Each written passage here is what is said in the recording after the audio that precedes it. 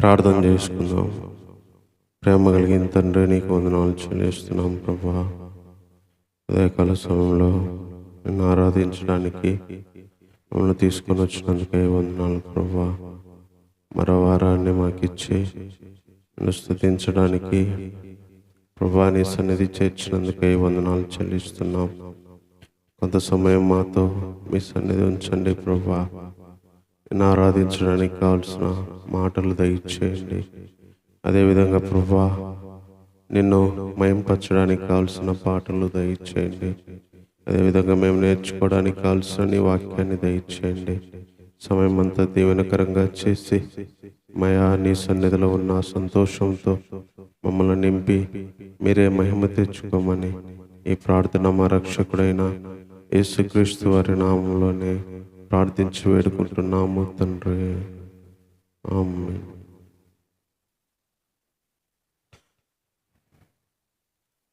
Hosanna songs నుంచి 238వ పాట పాడుకుందాం. నీకే గాన స్తుతి మాలిక, నీ కొరకే ఘన వేదిక.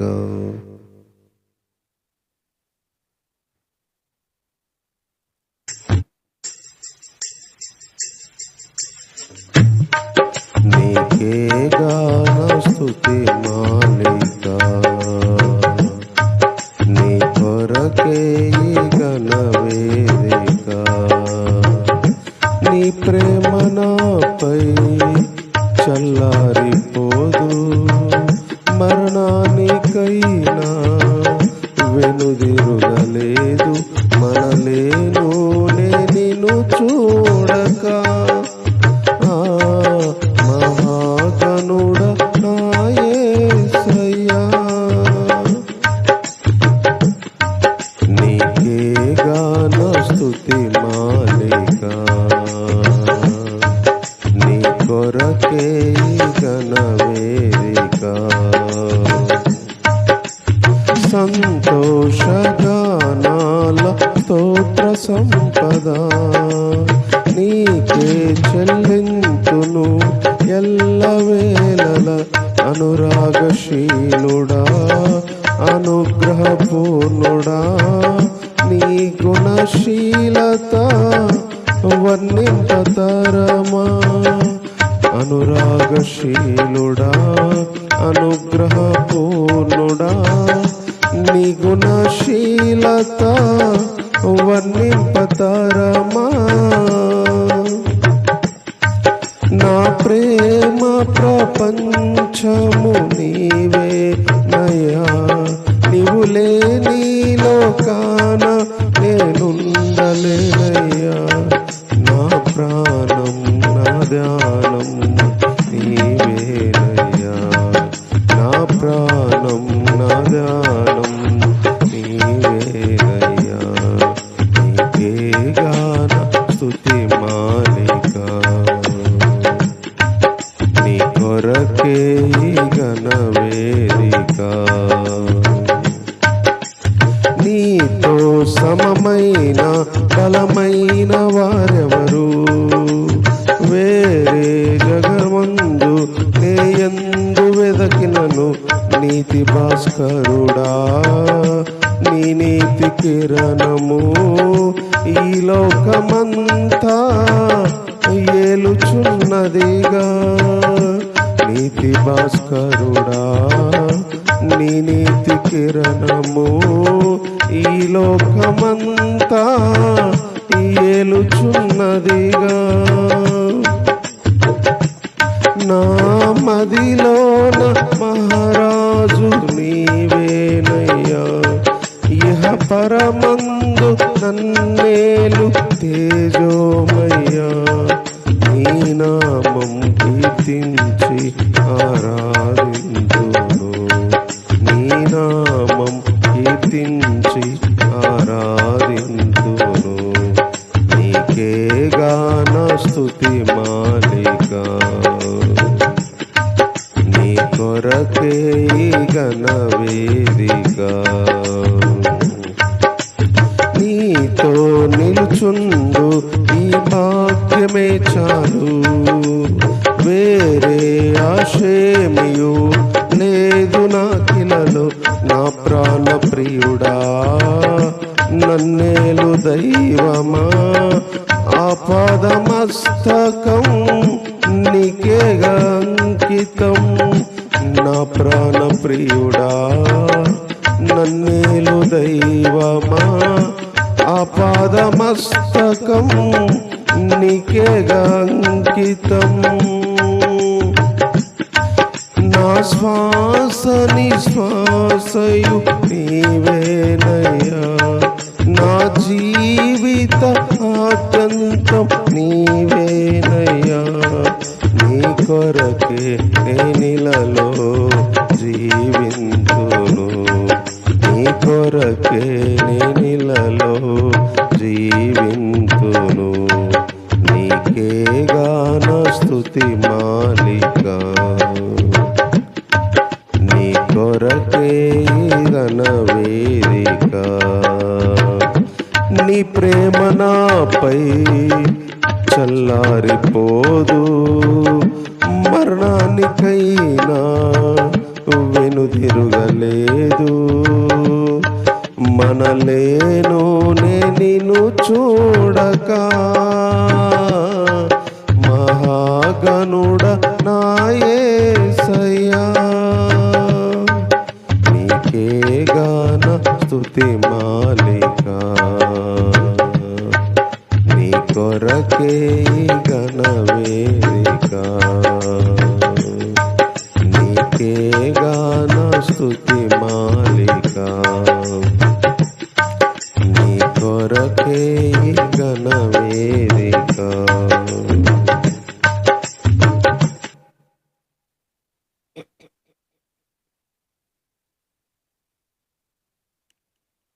నీవే శ్రావ్య సదనము,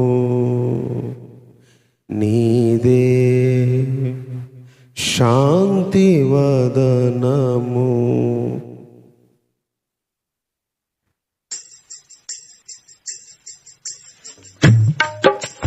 నీవే శ్రావ్య సదనము,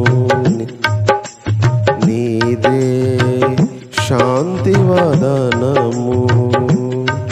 నీ దివి సంపద నన్నే చేరగా, నా ప్రతి ప్రార్థన నీవే తీర్చగా.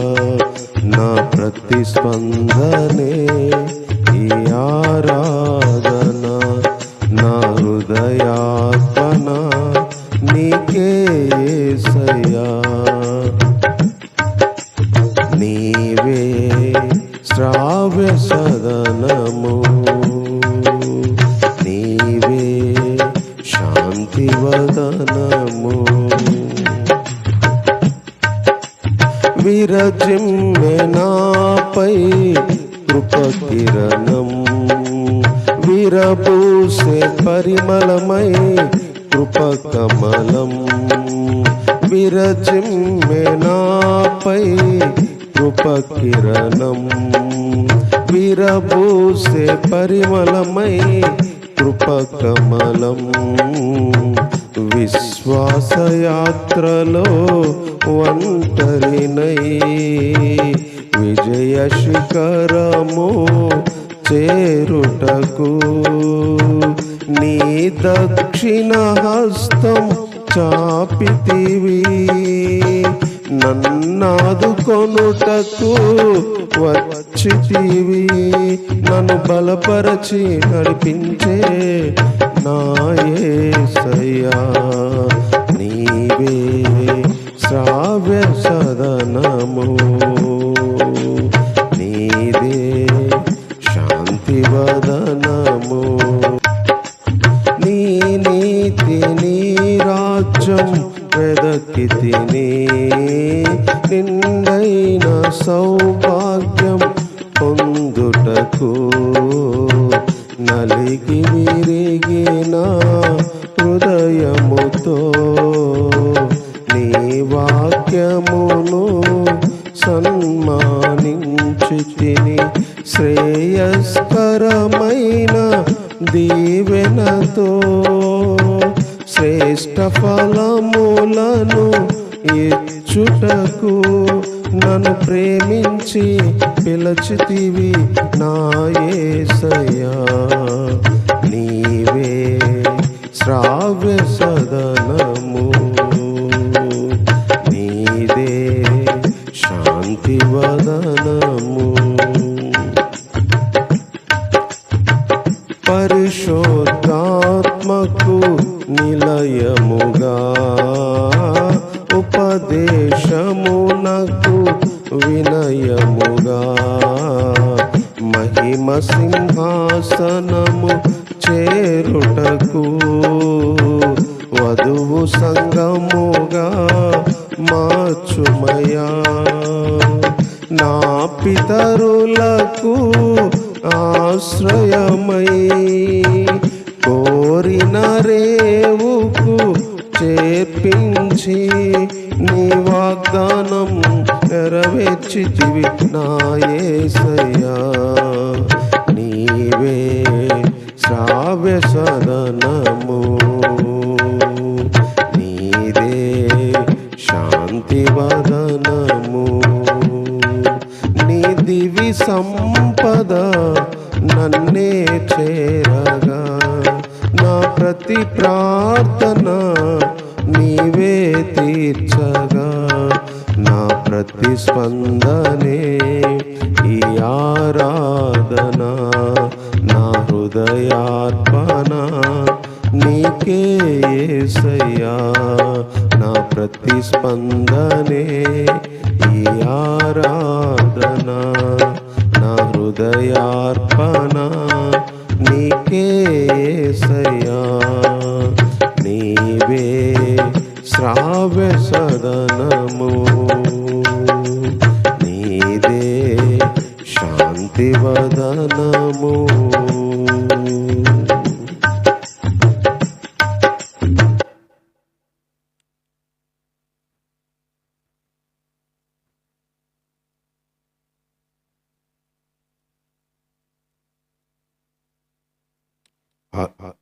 వాక్యాన్ని చదువుకుందాం దేవుణ్ణి ఆరాధించడానికి.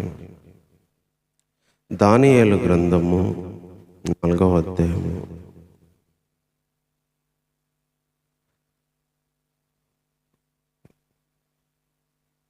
దానియేలు గ్రంథము. ఈ దానియేలు గ్రంథము మరి ఇశ్రాయేలు ప్రజలు రెండవసారి చెరలోకి వెళ్ళిపోయారు. దేవుడు వాళ్ళు చేసిన పాపాలను బట్టి మళ్ళీ బబులోను చెరకు తీసుకొని పోయారు. మళ్ళీ బానిసత్వము బ్రతుకులో బ్రతకాల్సి వచ్చింది.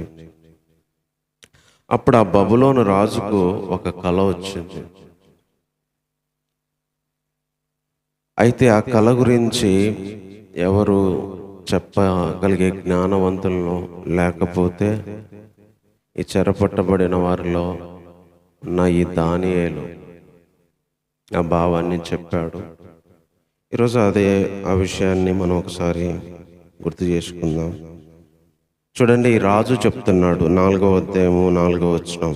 నెబుకద్నెజర్ అనే నేను నా ఇంట విశ్రాంతి, నా నగరమందు క్షేమమును కలవాడనయుండి ఒక కల కంటిని. ఒక కల వచ్చింది ఈయనకి. కొన్నిసార్లు కొన్ని కళలు జరగడానికే వస్తాయి, అవి భయాన్ని కూడా పుట్టిస్తాయి. ఈయనకు ఆ కళ వచ్చేసరికి భయం కలిగిందంట. ఆ కల్లో ఎలా ఉందో చెప్తున్నాడు. నేను నా పడక మీద పడి ఉండగా నా మనస్సున పుట్టిన తలంపులు నన్ను కలత పెట్టాను. ఆ కళ వచ్చిన తర్వాత మనసంతా ఎట్లా అయిపోయిందంట. కొన్నిసార్లు వచ్చిన కళలు మనల్ని చాలా బాధ పెడతాయి, అవి జరిగితే ఇంకా బాధ పెడతాయి. కళలు ఎప్పుడు కళలను మనం మార్చలేం, జరగకుండా కళలు జరగకుండా మార్చలేం. కానీ అది ఎలా అవుతుందో దాని కొరకు సిద్ధపడడమే. మరి ఎందుకు దేవుడు ముందుగానే కళ్ళ రూపంలో చూపిస్తున్నాడో మనకు తెలియదు, కానీ మరి దాన్ని మనము తప్పించలేము, దిద్దుకోలేము. ఫరో రాజుకు ఏసేపు టైంలో కళ వచ్చింది. కళ జరగకుండా ఆపలేదు, కానీ దానికి ఒక పరిష్కారం, ఇలా రాబోతుంది కరువు అని దానికి పరిష్కారం కనుగొన్నారు. ఇక్కడ ఈ రాజుకు కూడా కళ వచ్చింది. ఈ కళ చాలా బాధ పెట్టే కళ. ఈ కళలో వచ్చిన ఆ స్వప్న దృశ్యాలకి ఈయన మనసంతా ఒకలాగా అయిపోయిందంట. ఈ నెబుకద్నెజర్ ఏమి దేవుని నమ్ముకున్న వ్యక్తి కాదు, ఒక అన్యుడైన వ్యక్తి. కళలు ఏదో దేవుని నమ్ముకున్న వాళ్ళకే వస్తాయి అనుకోవడం కరెక్ట్ కాదు. ఎవరికైనా రావచ్చు. ఫరో దేవుని నమ్ముకోలే, కానీ ఏం జరుగుతుందో ఫరోకు కళ వచ్చింది. నెబుకద్నెజర్ ఏం దేవుని నమ్ముకోలే, కానీ నెబుకద్నెజర్ కూడా ఏం జరుగుతుందో కళ వచ్చింది. ఓ కళలు భక్తులకే రావదు, ఎవరికైనా వస్తాయి. దేవుడు తాను చేయించాల్సిన ఒక విషయాన్ని ఎవరికైనా చూపించగలడు. కొన్ని కళలు అవి మర్చిపోలేము. ఆ మెలకు వచ్చినప్పుడే బాధ కలిగిద్ది, తర్వాత బాధ కలిగిద్ది, అవి జరిగినప్పుడు ఇంకా బాధ కలిగిద్ది. అలాంటి కళ, జరగబోయే కళ ఈ నెబుకద్నెజర్ రాజుకు వచ్చింది. అర్థం కాల. భావం చెప్పడానికి శకునగాండ్లను, గారడి విద్య కలిగిన వాళ్ళని, కల్దీలని, జ్యోతిష్కులని, అలా హిందూస్ కాబట్టి వాళ్ళందరినీ పిలిపించాడు, దీని భావం ఏందో చెప్పమని. కానీ వాళ్ళు చెప్పలేకపోయారు. తర్వాత దానియేలును ఆడ తీసుకుపోయినాక బెల్తెషాజరు అనే పేరు పెట్టాడు. అతన్ని పిలిపించి, దానియేలు, దేవుని ఆత్మ నీకుంది, నువ్వు పరిశుద్ధ దేవతల ఆత్మ కలిగిన వాడవు, నా కళభావం చెప్పు అని చెప్పి కళభావాన్ని చెప్పమని చెప్తున్నాడు.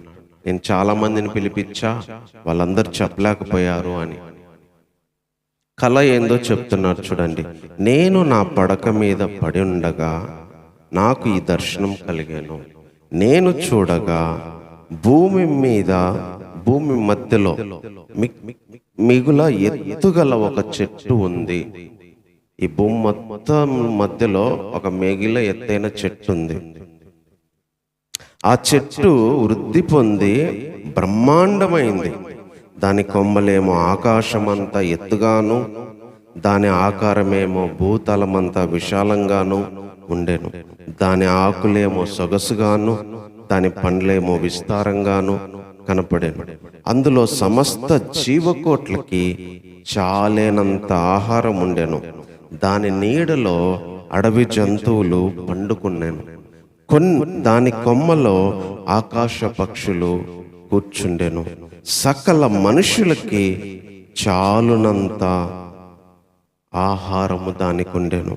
మరియు నేను నా పడక మీద పడుకొని ఉండగా నా మనసును కలిగిన దర్శనం చూచుండగా జాగారూకుడైన ఒక పరిశుద్ధుడు ఆకాశం నుండి దిగొచ్చి ఇలాగో బిగ్గరగా ప్రకటించాను, ఈ చెట్టును నరికి దాని కొమ్మలను కొట్టి దాని ఆకులను తీసేసి దాని పండ్లను పారవేయడి, పశువులను దాని నీడ నుండి తొలివేయడి, పక్షులను దాని కొమ్మల నుండి ఎగరగొట్టుడి.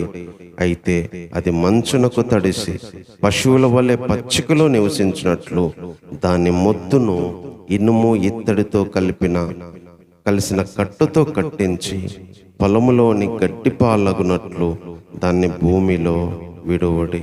7 కాలములు గడిచే వరకు వానికున్న మానవ మనస్సునకు బదులుగా పశువు మనస్సు వానికి కలుగును. ఈ ఆజ్ఞ జాగారులకు దేవదూతల ప్రకటన అనుసరించి జరుగును, నిర్ణయమైన పరిశుద్ధుల ప్రకటన అనుసరించి సంభవించును. మహోన్నతుడగు దేవుడు మానవుల రాజ్యం మీద అధికారి అయ్యుండి తానెవరికి నిశ్చయించునో వారికే అనుగ్రహించుననియు, ఆయా రాజ్యముల పైన అత్యల్ప మనుషులను ఆయన నియమించుడనియు మనుషులందరూ తెలుసుకున్నట్లు ఇలాగూ జరుగును. ఇది వచ్చిన కాలం. ఒక చెట్టు భూమి మధ్యలో ఉందంట. కొమ్మలేమో ఆకాశం అంత ఎత్తుగా పెరిగినాయంట, విశాలమేమో మొత్తం భూమి అంత విశాలంగా ఉందంట. దాంట్లో ఈ ప్రపంచంలో ఉన్న సమస్త జీవకోటికి, మానవులందరికీ కావలసినంత ఆహారం ఉందంట. అడవి జంతువులన్నీ వచ్చి ఆ చెట్టు కిందనే ఉన్నాయంట, దాని నీడలో పడుకున్నాయంట. ఆకాశ పక్షులన్నీ వచ్చి ఆ చెట్టు మీద వాలేటి అంట. అట్లా ఉన్న ఆ చెట్టును ఒక దేవదూత వచ్చి, ఈ చెట్టు నరికేయి, ఈ కొమ్మలు నరికేయి, దీని మీద ఉన్న పశువులను వెళ్ళగొట్టు, ఒక మొద్దు మాత్రమే ఉంచు, ఆ మొద్దును ఇనుము ఇత్తడితో కలిసిన కట్టుతో కలిపి ఒక గడ్డిపాలలో ఉన్నట్లు దాన్ని వదిలేయి అని చెప్పి ఒక దర్శనం వచ్చేసరికి ఆ రాజుకు భయమైంది.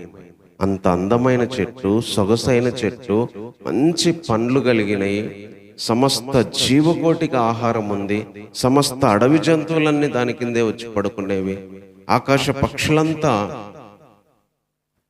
దాని మీదే ఉండే. అలాంటి చెట్టుని ఒక మొద్దు మాత్రమే ఉంచి మిగతాది మొత్తం కొట్టేయమని ఒక ఆజ్ఞ వచ్చింది. ఇది కలలో ఈ రాజు కనిపించింది. ఒక చెట్టు ఉంది, ఇలా ఉంది, కానీ దేవుడు ఇలా కొట్టేసి మొద్దును మాత్రం మిగిలియమన్నాడు. ఇంత అందమైన చెట్టు, ఇంత ఎత్తైన చెట్టు, ఇంత విశాలమైన చెట్టు, జంతువులు సమస్త జీవకోటికి ఆహారంగా నిలయంగా ఉన్న ఈ చెట్టుని ఒక మొద్దులాగా చేయమన్నాడు. ఈ కళ చెప్పగానే దానియేలుకు ఒక గంట సేపు భయపడ్డాడంట.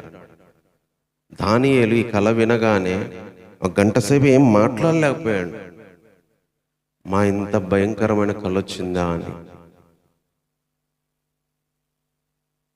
తర్వాత రాజుకు చెప్తాడు, రాజా, ఇలాంటి కళ మీ శత్రువులకు వస్తే బాగుండు, ఇలాంటి కళ మిమ్మల్ని ద్వేషించే వాళ్ళకి వస్తే బాగుండని దానియేలు అంటాడు.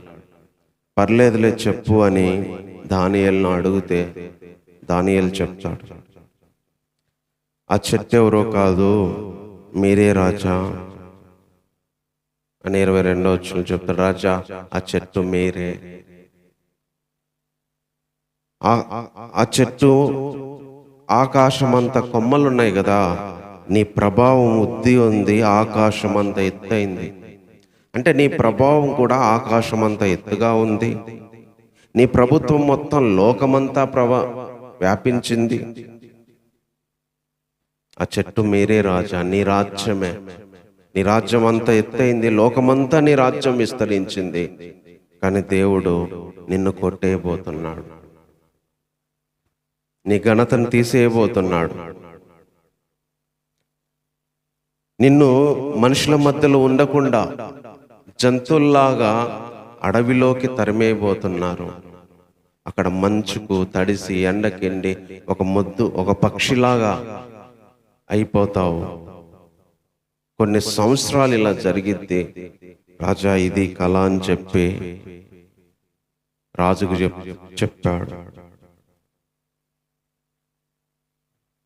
రాజా, మీరేదన్నా తప్పులుంటే ఒప్పుకోండి, దేవుణ్ణి అడగండి, దేవుడు కనికరిస్తాడేమో, మీ ప్రవర్తనను బట్టి మళ్ళీ తిరిగి దేవుడు రప్పిస్తాడేమో అని చెప్పి దానియేలు, నేను మీ దృష్టికి అనుకూలంగానే ఇదంతా చెప్పాను రాజా అని చెప్పి ఈ కళను, దాని భావాన్ని చెప్పాడు.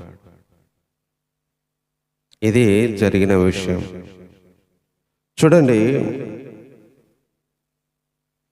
30వ వచనంలో, రాజు, బబులోని మహావిశాల పట్టణము నా బలాధికారమును నా ప్రభావ ఘనతను కనపరచుటకై నా రాజధాని నగరంగా నేను కట్టించింది కాదా అని తన మనసులో అనుకుంటున్నాడు. అంటే ఇదంతా నేను కట్టించింది, ఈ బలమంతా నాది అని అనుకుంటుంటే ఈ మాట రాజు నోట్లోనే ఉందంట.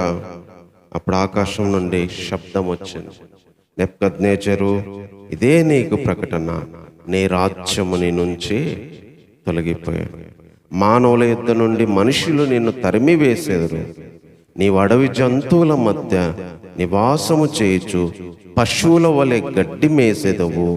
సర్వోన్నతుడగు దేవుడు మానవుల రాజ్యం మీద అధికారి అయ్యుండి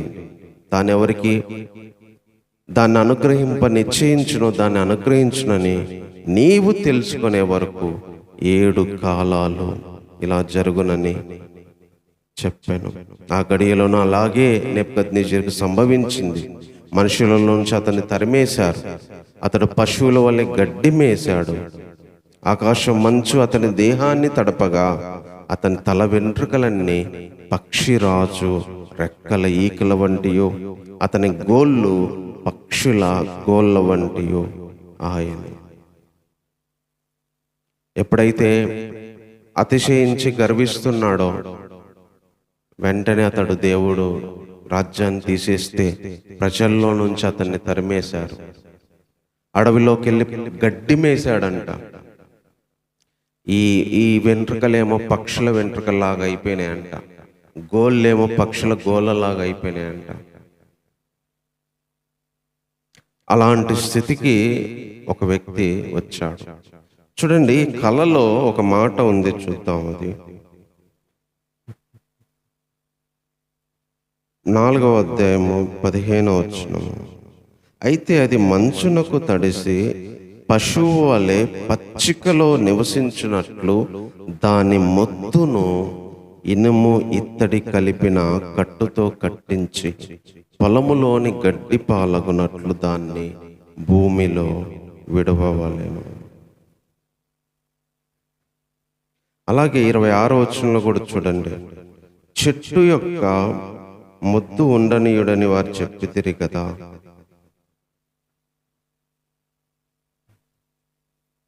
ఒక మొద్దు లాంటి జీవితం. కలలో ఎంత పెద్ద చెట్టు, ఎంత పెద్ద ఆకులు, ఎంత పెద్ద విశాలము, పక్షులన్నీ వచ్చేటి, జంతువులన్నీ వచ్చేవి, సమస్త మానవ కోటికి ఆహారం. సొగసైనవంట ఆకులేమో, పండ్లేమో చాలా బ్రహ్మాండమైందంట ఆ చెట్టు. పండ్లేమో విస్తారంగా ఉన్నాయంట.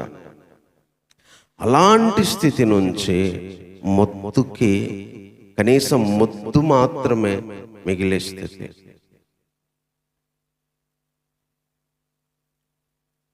కానీ దేవుడు ఈ 7 సంవత్సరాలు, మరి ఎన్ని సంవత్సరాలు మనకి ఎగ్జాక్ట్గా తెలియదు, కానీ 7 కాలాలని ఉంది. ఈ 7 కాలాల తర్వాత మళ్ళీ దేవుడు అతని రాజ్యాన్ని అతనికి ఇస్తాడు. మళ్ళీ తన దేశానికి తను వస్తాడు. ఈరోజు దేవుడు ఎలాంటి వాడో ఫస్ట్ మనం నేర్చుకునే విషయం ఏంటంటే, ఆకాశమంత ఎత్తైన చెట్టులాగా ఉన్న స్థితి నుంచి మొద్దులాగా భూమిలో కలిసిపోయేంత స్థితికి వచ్చిన తిరిగి అదే మొద్దును మళ్ళీ ఆకాశమంతా ఎత్తుగల చెట్టులాగా చేయగలడు.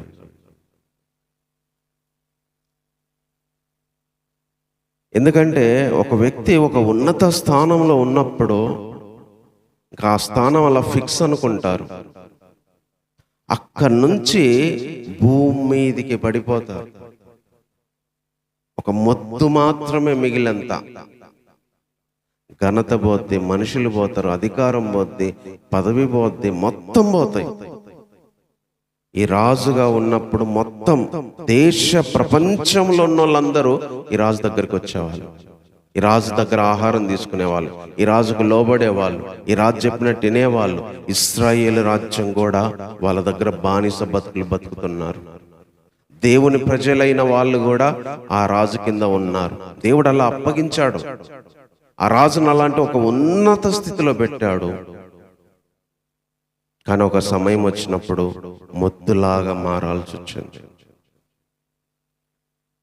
జీవితంలో ఎప్పుడు మనం ఒకే స్థితిలో ఉంటామని అనుకుంటాం, కానీ అలాంటి స్థితి నుంచి కొమ్మలు కాదు కదా, ఆకులు కాదు కదా, పండ్లు కాదు కదా, కనీసము అక్కడ ఆకారం కూడా లేకుండా ఒక మొత్తు బారిన స్థితికి, ఒక మొత్తు మాత్రమే మిగిలి ఉండే స్థితికి తీసుకొని వస్తాడు.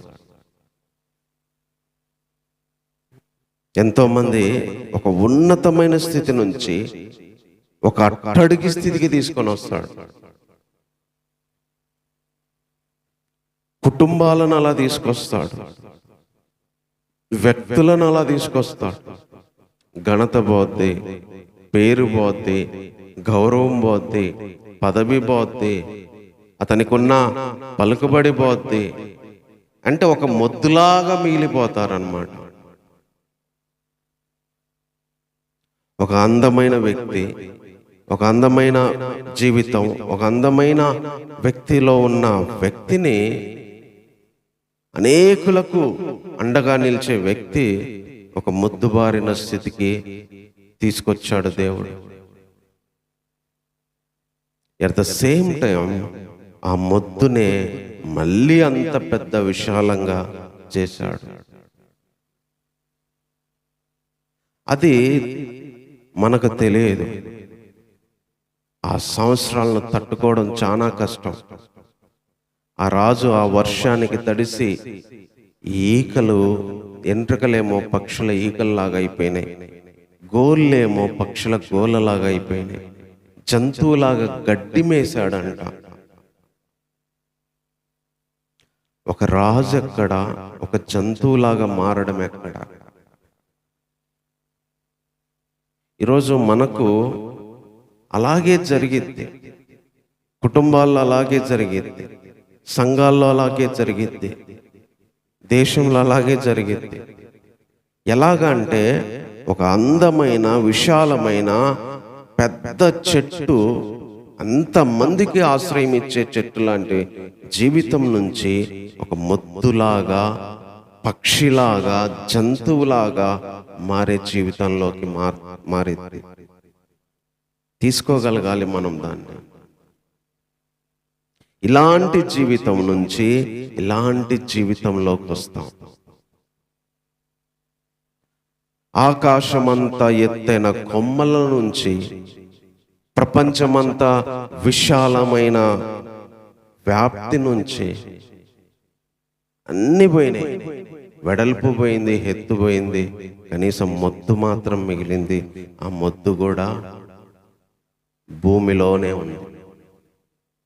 గడ్డిలో కలిసిపోయేటట్టు చేయమన్నాడు, గడ్డి పాలయ్యేటట్టు చేయమన్నాడు. ఇది మనకు ఎలా జరిగిద్దో తెలుసా? కొన్ని కుటుంబాలు ఇలా క్షీణించిపోతాయి, కొంతమంది జీవితం ఇలా క్షీణించిపోతాయి. అంత ఉన్నత స్థితి నుంచి ఇంత అట్టడుగు స్థితికి క్షీణించిపోతాయి. అంత ఉన్నతమైన జీవితం నుంచి ఇలాంటి మొద్దులాగా మిగిలిపోయే జీవితానికి క్షీణించిపోతే తీసుకోవడం చాలా కష్టం, భరించడం చాలా కష్టం. కొన్ని సంవత్సరాలు గడ్డి మేయాల్సి వచ్చింది, కొన్ని సంవత్సరాలు ఒక జంతువులాగా మారాల్సి వచ్చింది. ఆ బాధ భరించడం కష్టం. కుటుంబాలు అలా అవుతున్నప్పుడు, జీవితం అలా అవుతున్నప్పుడు మనకు కూడా చాలా బాధ కలిగింది. విశాలమైంది, అందరు వచ్చేవాళ్ళు, ఆ జంతువులన్నీ వచ్చేటివి, పండ్లు ఉండేటివి, నీడ ఉండేది, ప్రపంచ దేశాలకే ఆ రాజు అంటే అంత ఘనత ఉండేది. ఈరోజు నా రాజును పట్టించుకునే దిక్కు కూడా లేదు. ఆ రాజు కనీసం ఆహారం లేదు, ఆ రాజు కనీసం ఇంట్లో ఉండే స్థితి లేదు. అడవిలో ఉన్నాడు, పశువులాగా గడ్డి మేస్తున్నాడు, వర్షానికి తడుస్తున్నాడు. కొన్నిసార్లు దేవుడు మనకు కూడా ఇలాంటి జీవితాన్ని అనుమతిస్తాడు. అదే ఈరోజు నేర్చుకుంటుంది. మొద్దులాంటి స్థితికి మనము, మన జీవితాలు, కుటుంబాలు వెళ్ళినా దేవుడు మళ్ళీ ఆ మొద్దు నుంచి మామూలు స్థితికి తీసుకురాగలడు. అదే ఇక్కడ జరిగింది. చూడండి, నెబుకద్నెజరు 34వ వచనం. ఆ కాలము గడిచిన పిమ్మట నెబుకద్నెజరు అను నేను మరలా మానవ బుద్ధి గలవాడనై నా కండ్లు ఆకాశము తట్టు ఎత్తి చిరంజీవియు సర్వోన్నతుడగు దేవుణ్ణి స్తోత్రము చేసి గణపరిచి స్తుతించి తిని. ఆయన ఆధిపత్యము చిరకాలం వరకు, ఆయన రాజ్యము తరతరముల వరకు ఉన్నవి. 36వ వచనం, ఆ సమయముందు నా బుద్ధి మరలా నాకు వచ్చెను, రాజ్య సంబంధమగు ప్రభావము, నా ఘనత, నా తేజస్సు నాకు కలిగెను. నా మంత్రులు, నా కింద అధిపతులు, నా యొద్ద ఆలోచన చేసే వాళ్ళందరూ వచ్చారు. నా రాజ్యము నాకు స్థిరపడగా నేను మరి ఎక్కువ ఘనత పొంది తిని. దేవుడు పోయినది మళ్ళీ తీసుకురాగలడు. రాజు చెప్తున్నాడు, నాకు బుద్ధి వచ్చింది, నా ఘనత మళ్ళీ వచ్చింది, నా రాజ్యం వచ్చింది, నా మంత్రులందరూ వచ్చారు, నా కింద అధిపతులందరూ వచ్చారు. ఒక రాజకీయ నాయకుడికైనా అలా చేయగలడు, ఒక సాధారణ మానవుడికైనా అలా చేయగలడు. మళ్ళీ అధికారం వచ్చింది, మళ్ళీ పదవి వచ్చింది, మళ్ళీ మనుషులు వచ్చారు. ఎంత భూమిలోకి అనగదొక్కారో అంత ఎక్కువ మళ్ళీ పైకి వచ్చాడు. మరి ఎక్కువ ఘనత వచ్చింది. దేవుడు మాత్రమే చేయగలడంట. ఇట్లా అంత ఎత్తు నుంచి మొద్దులాగా మార్చగలడు, ఇలాంటి మొద్దు నుంచి మళ్ళీ అంత ఎత్తుకు తీసుకురాగలడు. అదే ఈరోజు మనకు దేవుడు చెప్తున్న మాట. మన జీవితం, కుటుంబం, సంఘాలు అంత స్థితి నుంచి అంత అట్టడుకు పడిపోయినా, ఘనత పోయి, అవమానం పోయి, జనాలు ద్వేషించి అన్ని పోయి ఒంటరిగా ఉన్నా సరే తిరిగి దేవుడు అలాంటి స్థితి నుంచి మళ్ళీ తీసుకురాగలడు. ఒక్క దేవుడు మాత్రమే చేయగలడు. ఒక మొద్దు మాత్రం మిగిలింది అంటే జస్ట్ మనం బతికుంటే చాలు, మనం ఏం చేయాల్సిన అవసరం లేదు. ఆ కాలమంతా ఓర్చుకొని, ఆ కాలమంతా తట్టుకొని బ్రతికి ఉంటే చాలు. చచ్చిపోతే ఏం చేయలేడు, ఆ మొద్దు లేకపోతే ఏం చేయలేడు. ఆ చెట్టు ఆ మొద్దులో నుంచి కొమ్మలు రప్పించాడు. ఒక మనిషికి సర్వస్వం కోల్పోయినా, అతని ఘనత, గౌరవము, మనుషులు, అధికారము, ప్రభుత్వం అన్ని కోల్పోయినా, కొన్ని సంవత్సరాలు పశువులాగా ఉన్నా మళ్ళీ దేవుడు కనికరించి మళ్ళీ తీసుకురాగలంట. అక్కడికి మళ్ళీ ఆ స్థితికి తీసుకురాగలడంట. ఒక మొద్దుకు చేసిన దేవుడు ఈరోజు మనకు చేయగలడు. ఇది గొప్ప మాట మనకిస్తుంది. ఎప్పుడు మనం ఒక స్థితిలోనే ఉండం. ఎప్పుడు ఒక స్థితిలోనే కుటుంబాలు ఉండవు, సంఘాలు ఉండవు, దేశంలో ఉన్న వాళ్ళు ఉండరు. ఎలా ఉండిద్దంటే ఒకసారి పైకి వెళ్తే ఒకసారి కిందికి పడిపోతాం, ఒకసారి కిందికి వెళ్తే ఒకసారి పైకి వెళ్తాం.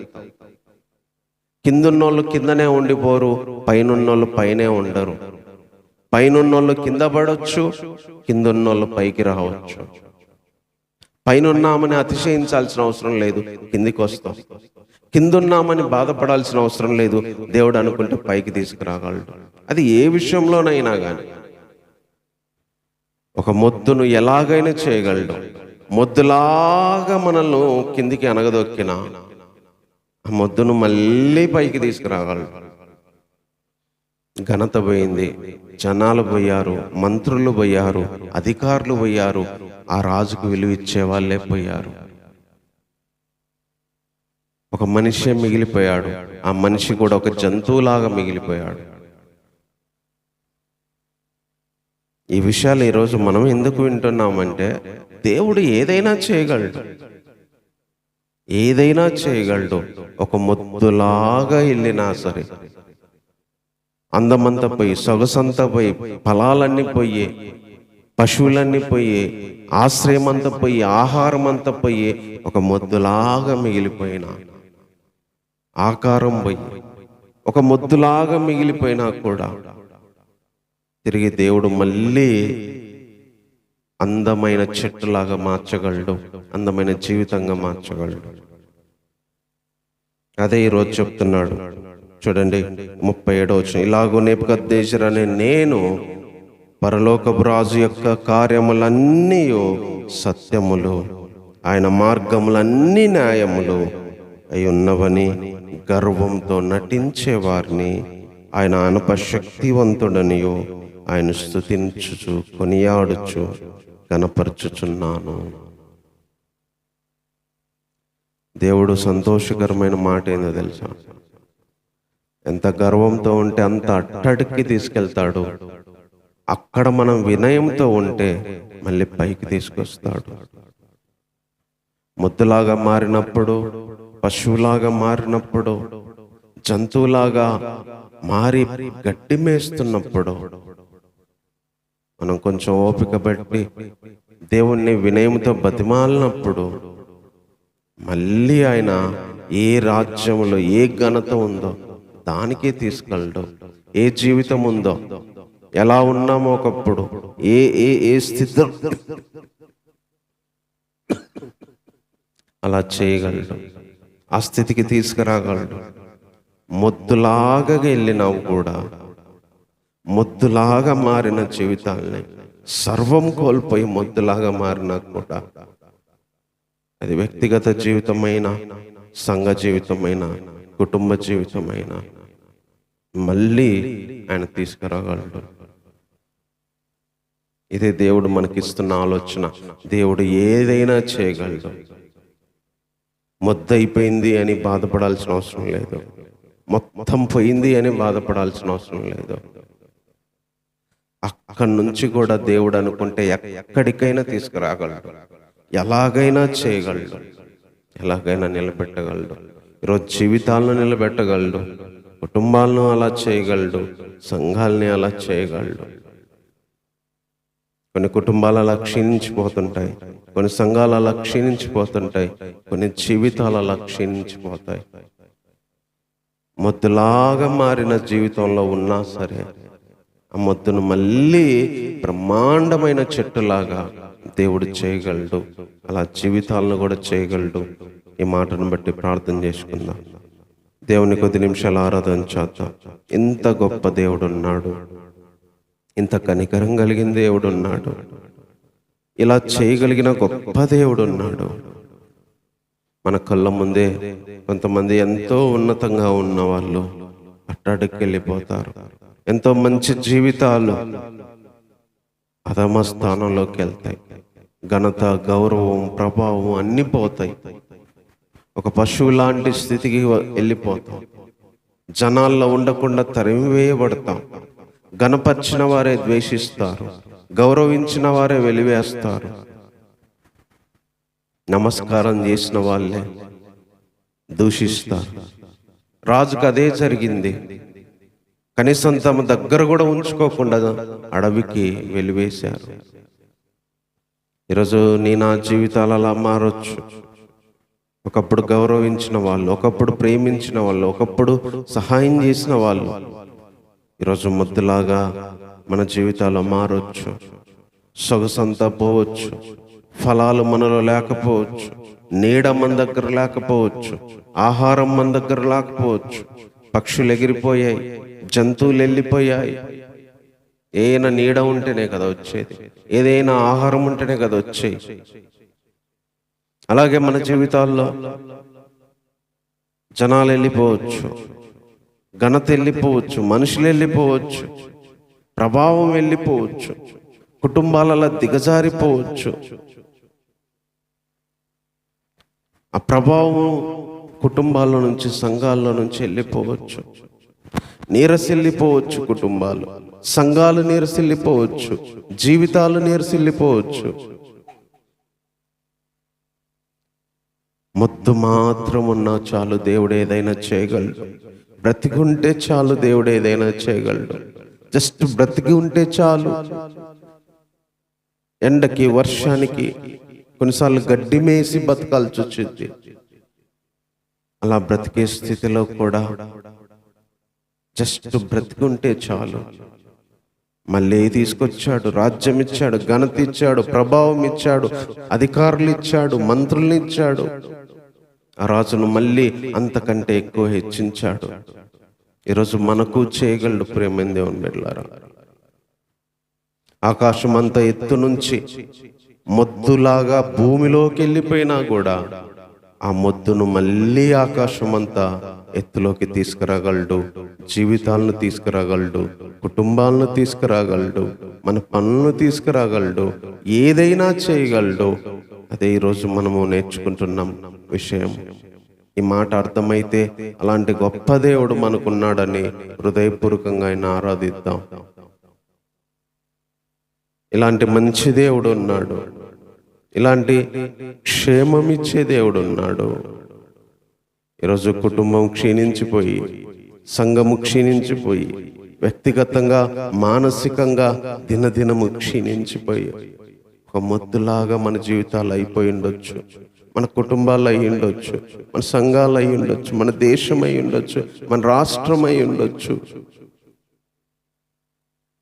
అలాంటి మొత్తు నుంచి కూడా దేవుడు మళ్ళీ కొమ్మలు ఇవ్వగలడు, పండ్లు ఇవ్వగలడు, అందం ఇవ్వగలడు, చెట్లు ఇవ్వగలడు. మళ్ళీ జంతువులు వస్తాయి, మళ్ళీ పక్షులు వస్తాయి.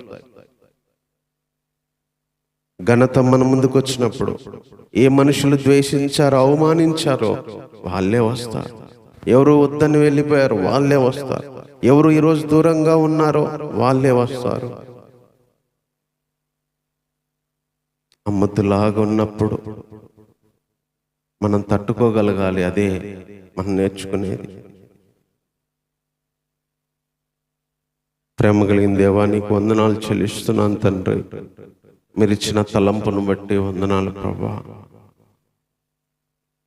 మొద్దులాగా నా జీవితం మారినప్పుడు, నా కుటుంబం మారినప్పుడు, నా సంఘం మారినప్పుడు, నా రాష్ట్రం దేశం మారినప్పుడు అయా ఘనత పోయి, గౌరవం పోయి, అయా సంతోషం పోయి, ప్రేమ పోయి, అయినా జనాలు పోయి ఒక మొద్దులాగా నా తండ్రి, ఒక పశువులాగా తండ్రి, అడవిలో నైనా వర్షానికి తడుస్తున్న ఒక పక్షిలాగా అయిపోయిన జీవితంలాగా మారిన, అది వ్యక్తిగతంగా అయినా కుటుంబ పరంగా అయినా తండ్రి, అలాంటి జీవితాలను నువ్వు తిరిగి నైనా తీసుకురాగలిగిన దేవుడు ప్రభా. తిరిగి నైనా ఒక స్థితికి మీరే తీసుకురాగలిగిన దేవుడు ప్రభా. కొన్నిసార్లు మా పాపాలను బట్టి, తప్పులను బట్టి, మా నిర్ణయాలను బట్టి, మేము చేసిన దాన్ని బట్టి తండ్రి, అంత అందమైన స్థితి నుంచి అంత మొద్దులాగా వికారమైన స్థితికి రావచ్చు నా ప్రభా. అంత మంచి స్థితి నుంచి, అంత గౌరవమైన స్థితి నుంచి ఒక మొద్దు లాంటి స్థితికి రావచ్చు, ఒక పశువు లాంటి స్థితికి రావచ్చు, జనాలు ద్వేషించే స్థితికి రావచ్చు, వెలివేసే స్థితికి రావచ్చు, అవమానించే స్థితికి రావచ్చు. మీరు కనికరిస్తే, మీరు క్షమిస్తే, అయినా మీరు కృప చూపిస్తే మళ్ళీ తండ్రి అంతకంటే ఎక్కువ ఘనతతో, అంతకంటే ఎక్కువ గౌరవంతో, అంతకంటే ఎక్కువ ఆనందంతో, అంతకంటే ఎక్కువ మనుషులతో నింపగలరు ప్రభా. మీరు ఇచ్చిన నీ తలంపు కొరకై వందనాలు ప్రభా. ఇది మీరు మాత్రమే చేయగలరు. ఒకరోజు నెబుకద్నెజర్ రాజుకి ఇలా మీరు చేసి చూపించారు. ఈరోజు మాకు చేయగలిగిన దేవుడు మాకున్నాడని నిన్ను ఆరాధించడానికి వచ్చాం దేవా. మా జీవితాలు మొద్దులాగా అయిపోయినాయి ప్రభా. మా కుటుంబాలు మొద్దులాగా అయిపోయినాయి తండ్రి. సంఘము మొద్దులాగా క్షీణించిపోతుంది ప్రభా. రాష్ట్రంలో కూడా అలాంటి బాధే ఉంది తండ్రి. ఇలాగా ఒక మంచి స్థానం నుంచి ఈరోజునైనా ఒక అట్టడికి స్థానంకి ఎవరెవరైతే ఇలాగా వెళ్ళారో, ఏ విషయాల్లో వెళ్ళారో నీకే తెలుసు నాయనా. తలెత్తుకోలేని స్థితికి, గౌరవించబడలేని స్థితికి, అధికార పరంగా కావచ్చు, కుటుంబ పరంగా కావచ్చు నాయనా, సంఘపరంగా, సేవపరంగా కావచ్చు దేవా. మొద్దును సహితం తిరిగినైనా గొప్ప చెట్టులాగా మార్చగలిగే దేవుడు ప్రభా. అన్ని కొట్టేశారు కానీ మొద్దును మాత్రం ఉంచమన్నారు ప్రభా. ఈరోజు మేము మాకున్న ఎన్ని పోయినా కూడా ప్రాణాన్ని మాత్రం ఉంచారు నాయనా, ఇంకా బ్రతకనిస్తున్నారు దేవా. అది చాలు ప్రభా నిన్ను స్తుతించడానికి. మేము బ్రతికుంటే చాలు దేవా.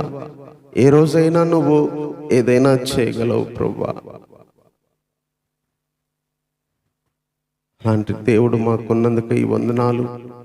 ఈ మాటలు వింటున్న వారికి కూడా ప్రభా అలాంటి దేవుడుగా మీరు ఉంటున్నందుకు ఈ వందనాలు. హృదయపూర్వకంగా నిన్ను ఆరాధిస్తున్నాం తండ్రి. మనస్ఫూర్తిగా అయినా నిన్ను బట్టి సంతోషిస్తున్నాం దేవా. కొన్నిసార్లునైనా అంత ఎత్తు నుంచి ఇలాంటి ముద్దు స్థితిలోకి వచ్చినా కూడా ప్రభా, కొన్నేండ్లలో ఒక పశువులాగా నీచంగా బతకాల్సి వచ్చినా కూడా దేవా, కొన్నిసార్లు వర్షానికి ఎండకి అడవిలో తడవాల్సి వచ్చినా, ఒంటరిగా ఉండాల్సి వచ్చినా కూడా ప్రభా, మీరు మాతో ఉండి ఒకరోజు ఆ స్థితి నుంచి మళ్ళీ జనాల్లోకి తీసుకొస్తారు, మనిషిలాగా మారుస్తారు, అన్ని ఇస్తారనే నమ్మకాన్ని బట్టి ఆ రాజుకు చేసినట్టు ఈరోజు మా జీవితాల్లో కూడా మీరు చేయగలరు ప్రభా. అలాంటి దేవుడు మాకున్నందుకై హృదయపూర్వకంగా నేను ఆరాధిస్తూ, మీకేమీ మేము చెల్లించలేం కానీ ఏ రోజైనా ఇలా చేయగలిగిన దేవుడు మాకున్నాడని ఉన్నతంగా ఉన్నప్పుడు అతిశయించాల్సిన అవసరం లేదు, అట్టడికి వెళ్ళినప్పుడు బాధపడాల్సిన అవసరం లేదు. ఏ రోజైనా ఎక్కడి నుంచి ఎక్కడికైనా మార్చగలరు. ఈరోజు అట్టడుగులో ఉన్న వాళ్ళని పైకి తీసుకురాగలరు, పైన ఉన్న వాళ్ళని అట్టడికి తీసుకురాగలరు. టైం అంతే ప్రభా. ఆ టయాన్ని మేము తట్టుకోగలగాలి, ఆ టయాన్ని మేము ఓర్చుకోగలగాలి దేవా, ఆ టయాన్ని సహించగలగాలి తండ్రి. అలాంటి గొప్ప దేవుడు మీరు మాకున్నందుకు ఈ వందనాలు చెల్లిస్తూ ఈ దీనస్తుతి ఆరాధన మా రక్షకుడైన యేసుక్రీస్తు వారి నామంలోనే సమర్పిస్తున్నాము తండ్రి. ఆమేన్.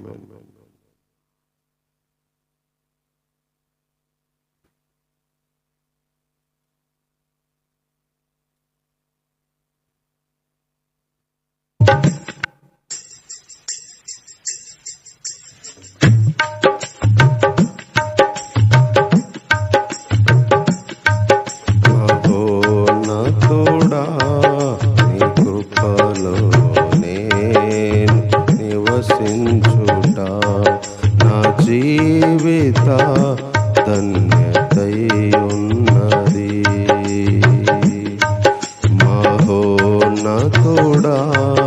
నీ కృపలో నేను నివసించుట నా జీవిత ధన్యతై ఉన్నది.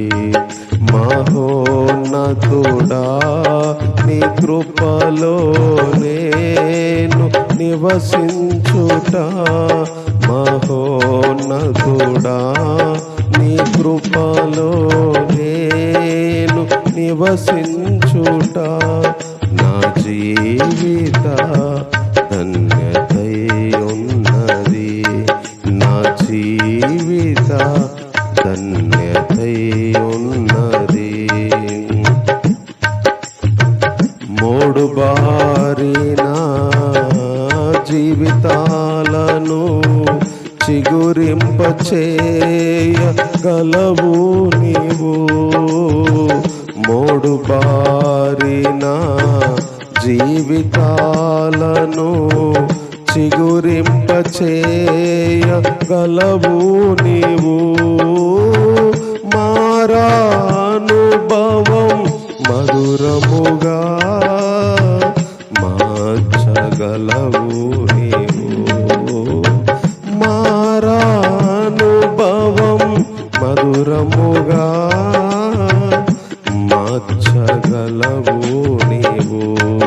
మహోన్నతుడా నీ కృపలో నేను నివసించుట నా జీవిత ధన్యతై ఉన్నది. ఆకువాడక ఆత్మఫలములు ఆనందముతో ఫలించనా. ఆకువాడక ఆత్మఫలములు ఆనందముతో ఫలించనా. జీవజలములా ఊటయైనా నీవోరన నన్ను నాటితివా. జీవజలములా ఊటయైనా నీవోరన నన్ను నాటితివా. మహోన్నతుడా నీ కృపలో నేను నివసించుట నా జీవిత ధన్యతై ఉన్నది. వాడబారని స్వాస్థ్యము నాకై పరమందు దాచి ఉంచితివా. వాడబారని స్వాస్థ్యము నాకై పరమందు దాచి ఉంచితివా. వాగ్దాన ఫలము అనుభవింపా నీ కృపలో నన్ను పిలచితివా. వాగ్దాన ఫలము అనుభవింపా నీ కృపలో నన్ను పిలచితివా. మహోన్నతుడా నీ కృపలో నేను నివసించుట నా జీవిత ధన్యతై ఉన్నది. మోడు బారిన జీవితాలను చిగురింపచేయగలవు నీవు. మోడు బారిన జీవితాలను చిగురింపచేయగలవు నీవు. మారానుభవం మధురముగా మార్చగలవు నీవు. మారా అనుభవం మధురముగా మార్చగలవు నీవు. మహోన్నతుడా నీ కృపలో నేను నివసించుట నా జీవిత ధన్యతై ఉన్నది. మహోన్నతుడా నీ కృపలో నేను నివసించుట మహోన్నతుడా నీ కృపలో నేను నివసించుట నా జీవిత ధన్యతై ఉన్నది. నా జీవిత ధన్యతై ఉన్నది. నా జీవిత ధన్యతై ఉన్నది.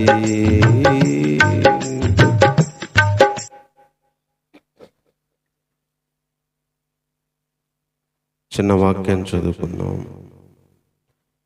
నిర్గమకాండము 17వ అధ్యాయము 1వ వచనం నుంచి చదువుకుందాం. తర్వాత ఇశ్రాయేలీల సర్వ సమాజము యెహోవా మాట చొప్పున తమ ప్రయాణంలో సీను అరణ్యం నుండి ప్రయాణమై రెఫీదీములో దిగిరి.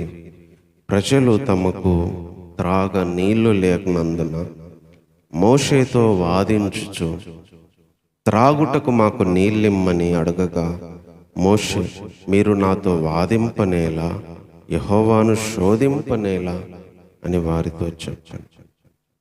అక్కడ ప్రజలు నీళ్లు లేక దప్పికొని మోషే మీద సనుగుచు, ఇదెందుకు? మమ్మను, మా పిల్లలను, మా పశువులను దప్పి చేత చంపుటకు ఐగుప్తుల నుండి ఇక్కడి తీసుకొని వచ్చితిరి అనేను. అంతకుముందు వారము మనం ఒక మాట ఇక్కడ విన్నాం. దేవుడు విడిపించిన తర్వాత కూడా ఆయన నడిపించే మార్గంలో ఆకలి ఉంటుంది అని. ఆకలి అంటే ఏదో అన్నం లేదని కాదు, సమాధానం ఉండదు, ప్రేమ అనే సంతోషం, అలాంటి ఆకలితో బాధపడతాం. ఈరోజు ఇంకొక విషయం మనం ఇక్కడ నేర్చుకుంటున్నాం. అదేంటంటే దేవుని మాట చొప్పున వెళ్ళినా కూడా, దేవుడు నడిపించే మార్గంలో వెళ్తున్నా సరే దాహం ఉంటుంది.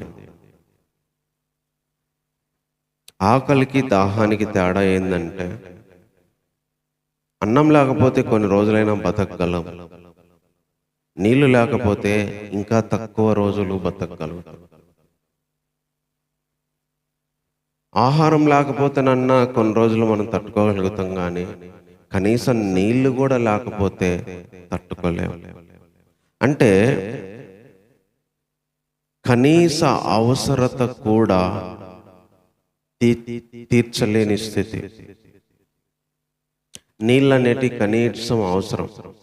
చూడండి వీటిలో యెహోవా మాట చొప్పున సర్వ సమాజము వీళ్ళు ప్రయాణంలో సీను అరణ్యం నుండి ప్రయాణమైపోయి రఫీదీములో దిగారు.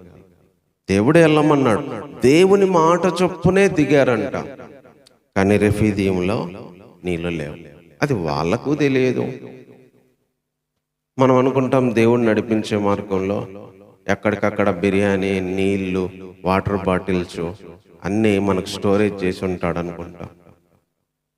ఇశ్రాయేల్ ప్రజలు కనీసం ఎక్స్పెక్ట్ కూడా చేయలేదు, మనం నెక్స్ట్ దిగే చోట ఆహారం కాదు కదా, ఈసారి నీళ్లు కూడా ఉండవు అని. కనీసం దాహం తీర్చుకోవడానికి నీళ్లు కూడా మనకు దొరకవు, అలాంటి మార్గంలో దేవుడు నడిపిస్తాడు అని ఊహించి కూడా ఉండరు. ఊహించుంటే ఎందుకు పోతారు చెప్పండి? అసలు పోరు. అందుకే మన జీవితంలో కూడా కొన్ని దేవుడు చెప్పినట్టు వెళ్ళినా కూడా ఆకలి ఉంటుంది, దేవుడు చెప్పినట్టు వెళ్ళినా కూడా అక్కడ దాహం ఉంటుంది. వీళ్ళు దేవుడు చెప్తేనే కదా వెళ్తుంది, కానీ వాళ్ళకి తెలియదు ఆడ నీళ్ళు ఉండవని. మొన్నేమో ఆకలి బాధతో ఆడే చచ్చిపోయింటే బాగుండే, ఎవడు తీసుకురమ్మన్నాడని మోషే మీద సనుక్కున్నారు. ఇక్కడ నీళ్లు కూడా లేకపోయేసరికి అసలు మమ్మల్ని ఎందుకు తీసుకుని వచ్చావు? నీళ్లు లేకుండా చావడానికి తీసుకొచ్చావా అంటే, నా మీద నాతెందుకు ఆదిస్తున్నారు, దేవుణ్ణి ఎందుకు శోధిస్తున్నారు, దేవుణ్ణి అడగమంటాడు మోషే.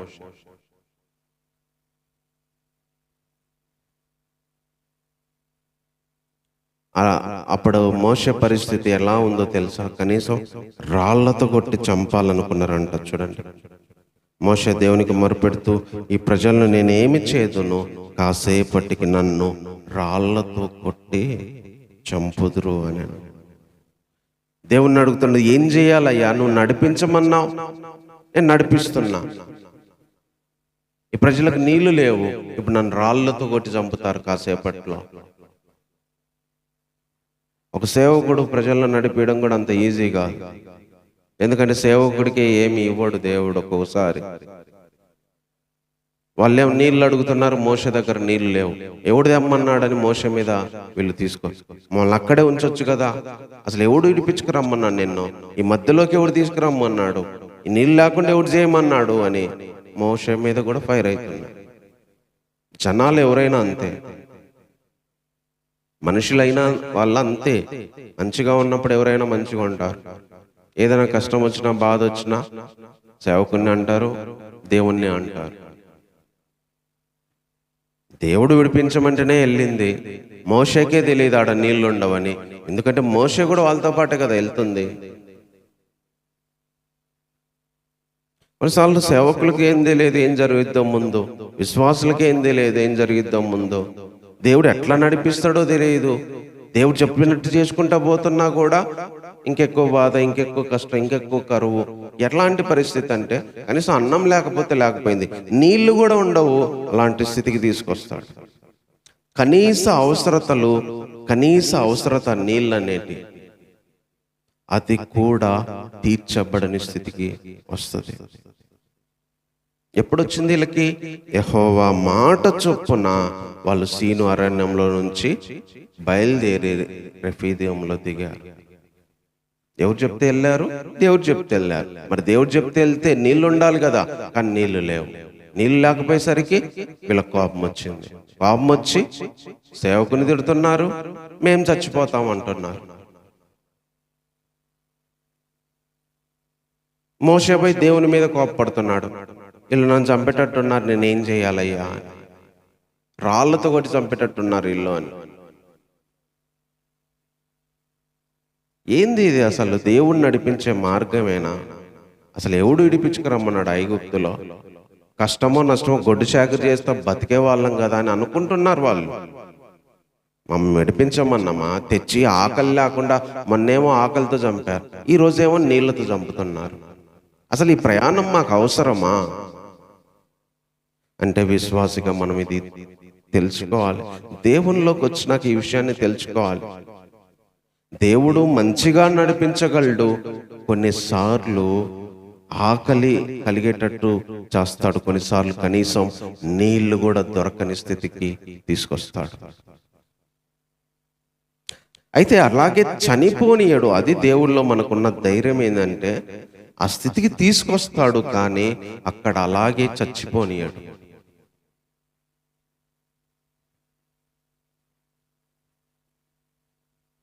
అయితే చూడండి ఏం జరిగింది. మోషే అడగగానే దేవుడు ఏం చెప్పాడు? పెద్దల్లో కొంతమందిని తీసుకొని ప్రజలకు ముందుగా వెళ్ళి ఆ నదిని కొట్టిన నీ కర్రను చేతపట్టుకొని పొమ్ము, అదిగో అక్కడ హోరేబులో బండ మీద నేను నీకు ఎదురుగా నిలుస్తాను, నీవు ఆ బండను కొట్టగా ప్రజలు త్రాగుటకు దానిలో నుండి నీళ్లు బయలుదేరినని మోషేతో సెలవిగా, మోషే పెద్దల కన్నుల ఎదుట అట్లా చేసెను.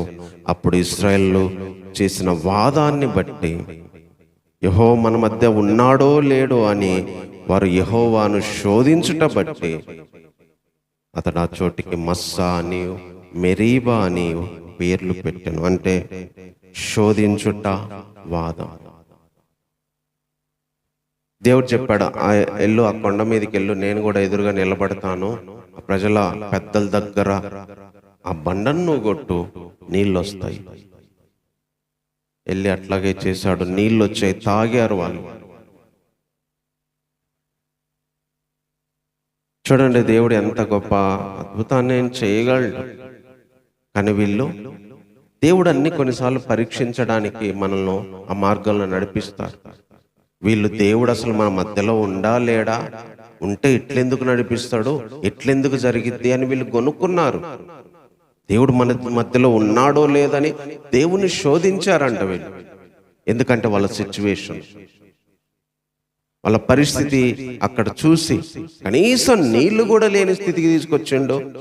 అసలు వీడికి ఎవరు తీసుకురమ్మన్నారు? మేము ఐగుప్తులో బతికే వాళ్ళం కదా, ఎవడు విడిపించమన్నాడని వీళ్ళు మోషే మీద సనిగి ఆ విడిపించినోని కొట్టి చంపాలని చూశారంట.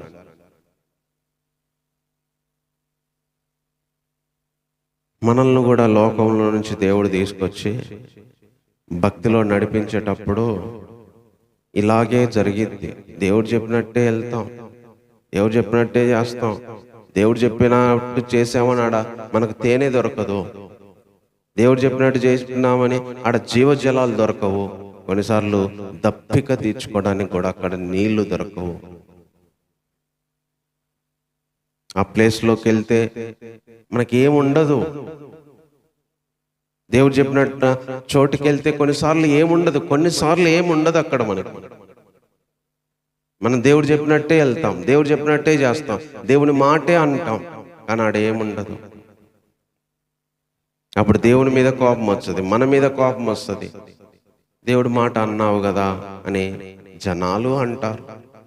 దేవుడి మాట అంటే ఏది దేవుడి మాట, ఇదేనా అంటారు. కానీ మనం నేర్చుకోవాల్సింది ఏందో తెలుసా? ఆ దేవుని మాటే, కానీ నా దేవుడేమో ఆడ బిర్యానీ పెట్టి నాకు, లేకపోతే ఆడ వాటర్ మినరల్ బాటిల్స్ పెట్టి ఉంచుతానని నాకు చెప్పలా. దేవుని మాట చొప్పునే వెళ్ళమన్నాడు, కానీ ముందే అక్కడ మాంసాన్ని, ముందే అక్కడ నీళ్ళని పెడతానని నా దేవుడు చెప్పలా. వెళ్ళమన్నాడు, వెళ్ళా. అక్కడ ఏం జరిగిద్దో నాకు తెలియదు. అవమానించే వాళ్ళకి దేవుని మాట ప్రకారమే కదా అని, దేవుని మాట ప్రకారమే ప్రయాణం చేసేది, దేవుని మాట ప్రకారమే వెళ్ళేది.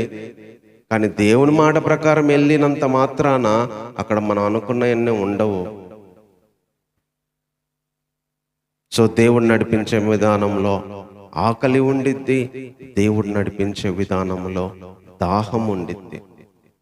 దాహం అంటే మన దాహం తీర్చుకోవడానికి నీళ్లు తాగుతాం, మానసిక దాహం ఇది.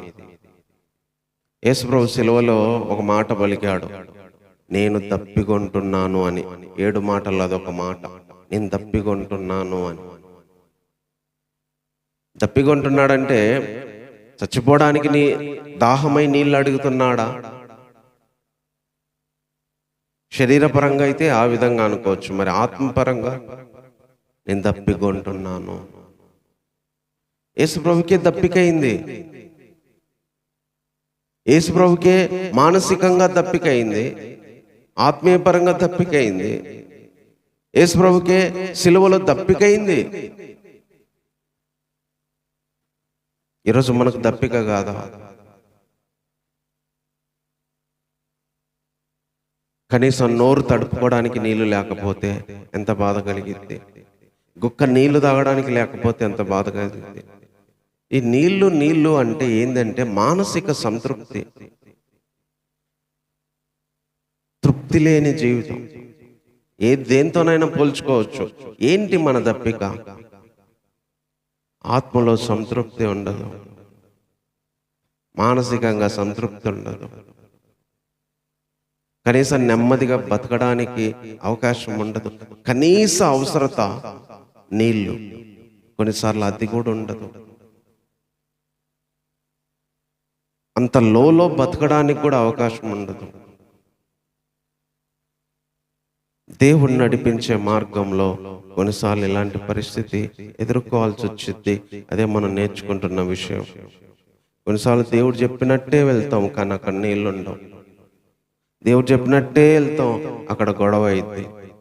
దేవుడు చెప్పినట్టే వెళ్తాం, అక్కడ సేవకులకి విశ్వాసులకి గొడవ అయింది.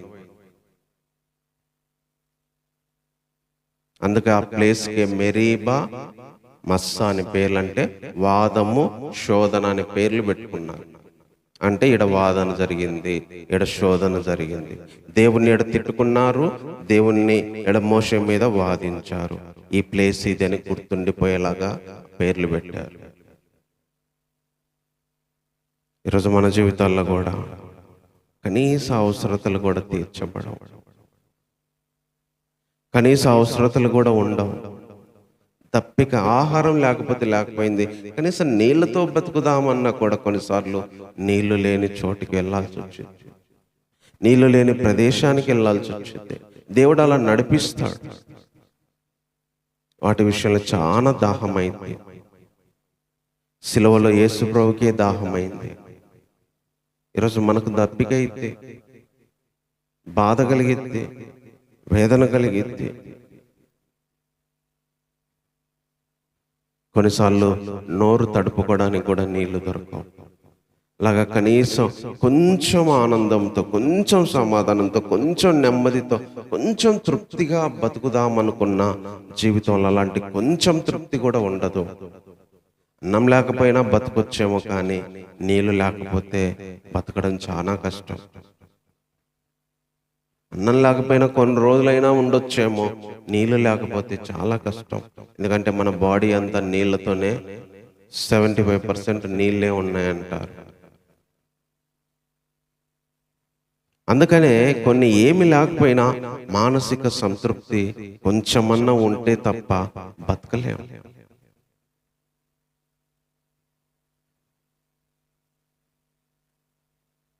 అందుకనే దేవుడు మాట చొప్పున కొన్నిసార్లు వెళ్ళినా, దేవుడు చెప్పిన చోటుకే వెళ్ళినా, దేవుడు చెప్పిందే చేస్తున్నా అక్కడ మనకు వ్యతిరేకంగా ఉంటాయి. అది మనం నేర్చుకోవాలి. నేర్చుకొని మనం నిలబడాలి. అడిగే వాళ్ళకు కూడా చెప్పాలి, నా దేవుడు వెళ్ళమన్నాడు కానీ అక్కడంతా నాకు మినరల్ వాటర్ ఏం సిద్ధపరచలా. దేవుడు చేయమన్నాడు కానీ అక్కడంతా నాకు బాగుంటుందని నాకు దేవుడు చెప్పలేదు. వెళ్ళమన్నాడు, చేయమన్నాడు, కానీ ఏం జరిగిద్దో నాకు ముందుగా డీటెయిల్గా ఏం చెప్పలా. అబ్రహాంను కూడా అంతే, వెళ్ళమన్నాడు అంతే, ఆడ ఏం జరిగిద్దో తెలియదు. మోషేను కూడా వెళ్ళమన్నాడు, అక్కడ విడిపించడానికి చాలా కష్టపడ్డాడు. సరే ఎట్టొక్కట్ట పోరాడి బయటికి తెచ్చాడు. మరి సాఫీగా వెళ్తున్నామా అంటే ఆకలి, దాహం, మధ్యలోనే చచ్చిపోయేటట్టుంది. కొన్నిసార్లు మన జీవితాలు కూడా ఈ విశ్వాస జీవితంలో ఎక్కడ మధ్యలోనే చచ్చిపోతామేమో. మన పోరాడలేమేమో, వాటిని జయించలేమేమో, ముందుకు వెళ్ళలేమో, తట్టుకొని నిలబడలేమేమో అని.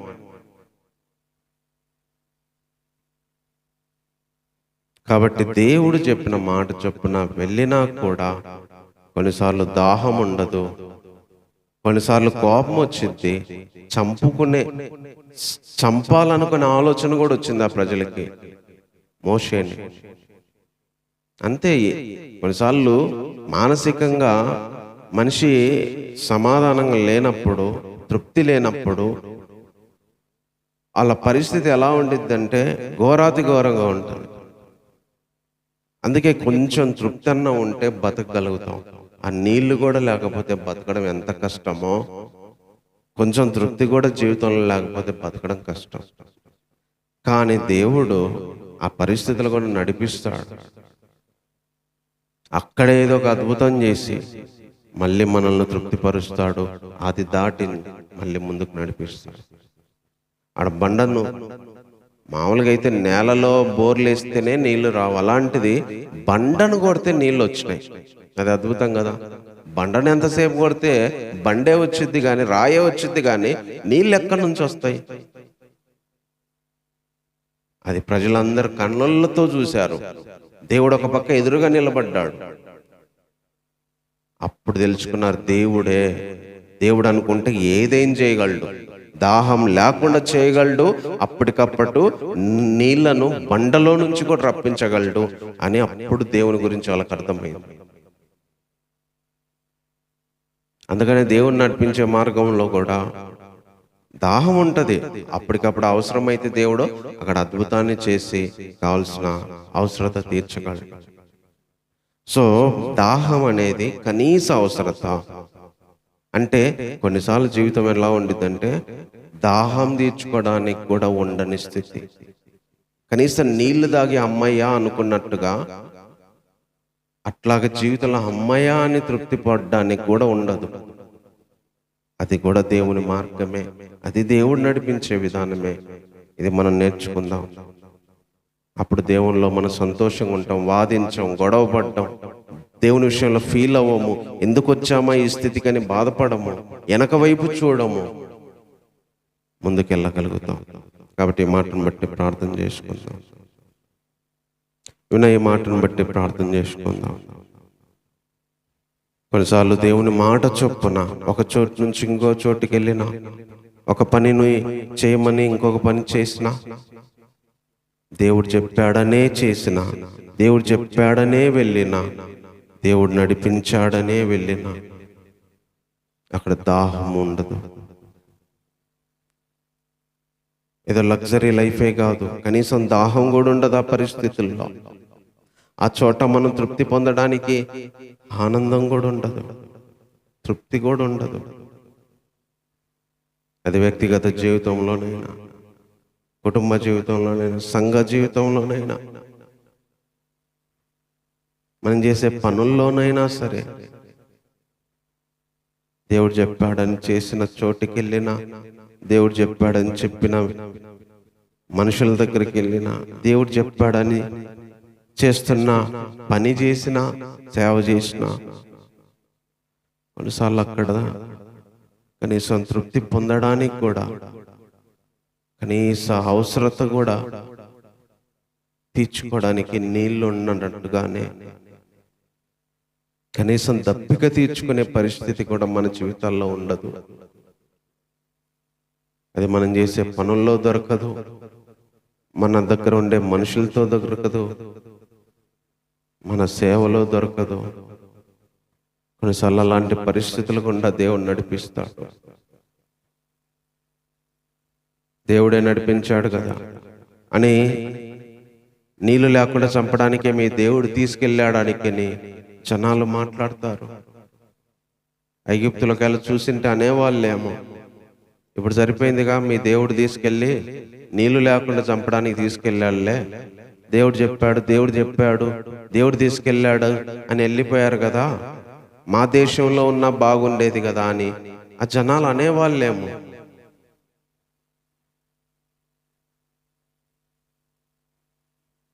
జనాలు అనకుండా మనం చేయలేం. దేవుడు నడిపించే మార్గం మనం తెలుసుకోవాలి. దేవుని శోధిస్తే అని చాలా బాధ కలిగిద్ది. కొన్నిసార్లు నీళ్లు లేవని బాధతో, ఆకలి లేదనే బాధతో, ఆకలి అవుతుంది, నీళ్లు లేవు, తృప్తి ఉండదు, సమాధానం ఉండదు. సమాధానం లేని ఆకలి, తృప్తి అనే దాహం ఉండవు.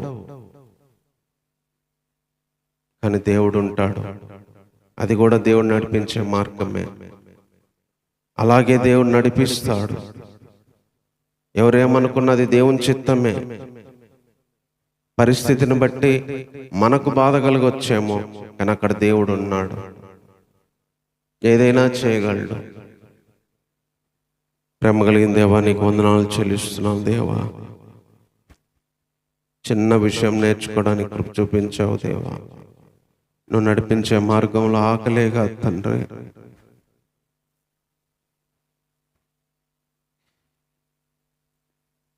కొన్నిసార్లు నాయన దాహం తీర్చుకోవడానికి కూడా నీళ్లు కూడా ఉండవు ప్రభువా.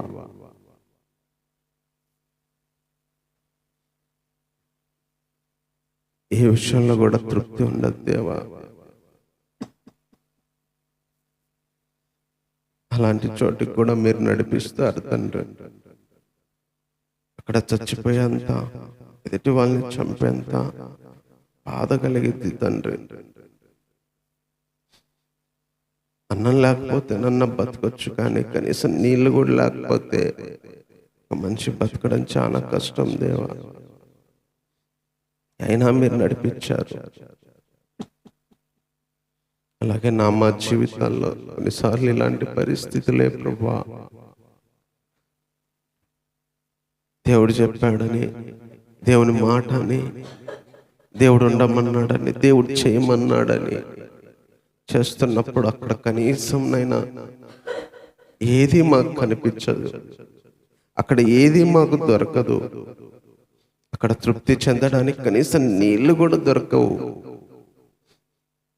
అలాగా మా పనుల్లో, అలాగా సేవలో, అలాగా మనుషుల దగ్గర ఇలాంటి దాహాన్ని అనుభవిస్తూ ఉన్నాం దేవా. మా దాహం ఏందో నీకు తెలుసునైనా. ఏ నీళ్లు మాకు లేవని మేము బాధపడుతున్నామో తెలుసు దేవా. ఆ రోజునైనా మోషేను బండలో నుంచి రప్పించినట్టు దేవా, మాకు తృప్తి కలిగించడానికి ఏ వైపు నుంచి చేస్తావో, ఎలా చేస్తావో తెలియదు ప్రభువా. మానసిక సంతృప్తి దయచేయండి దేవా. జీవితాలకు మానసిక సంతృప్తి దయచేయండి దేవా. బతకడానికి కావలసిన తృప్తి దయచేయండి దేవా. దాహం తీర్చుకోవడానికి కావలసిన నీళ్లు దయచేయండి ప్రభువా. ఇలాగ ఎంతమంది ఈ దాహము మీరు నడిపించిన మార్గంలో పడతా ఉన్నారో వారందరికీ దయచేయండి. వాక్యం ఒకవేళ విన్నవారు అలాంటి స్థితిలో ఉన్నారు, వారికి దయచేయండి. నాకు ఇచ్చిన మాటలే దేవా ఇవి, నీకు బిడ్డలకు చెప్పడానికి సాయం చేశావు. ఎంతమందికి ఈ మాటలు అవసరమో వాళ్ళ దగ్గరికి మీరే ఈ మాటలను తీసుకెళ్ళండి ప్రభువా. ఇంతవరకు మాతో ఉన్నందుకై వందనాలు ప్రభువా. మీరు నడిపించే మార్గాన్ని మేము అర్థం చేసుకోవడానికి సహాయం చేయండి. జనాలు ఎలా మాట్లాడుకున్నా, ఎలా అన్న పరిస్థితిని బట్టి జనాలు మాట్లాడతారు దేవా. అక్కడ మీరు ఉన్నారో లేదో మాకే తెలిసిద్ది. అక్కడ నీళ్లు లేవు, కానీ మీరున్నారు ప్రభువా. అక్కడ నదులు సముద్రాలు లేవు, కానీ మీరున్నారు ప్రభువా. మోషే, నువ్వు వెళ్ళు, నేను నీకు ఎదురుగా నిలబడతానన్నావు. నువ్వుంటే చాలయ్యా. నువ్వుంటే సముద్రాలు లేకపోయినా, నదులు లేకపోయినా, నువ్వుంటే బండైనా నీళ్ళు ఇస్తుంది ప్రభువా. అందుకే ఈరోజు మాకు ఏమీ లేకపోయినా కూడా నువ్వు ఉంటే చాలు ప్రభువా. నువ్వు మా జీవితాల్లో ఉంటే చాలు నాయనా. లోకపరంగా, శరీరపరంగా ఏమీ లేకపోయినా కూడా దేవా, మమ్మల్ని తృప్తిపరచడానికి ఏ విధమైన రీసోర్సెస్ లేకపోయినా కూడా దేవా, మీరు మాకుంటే చాలు దేవా.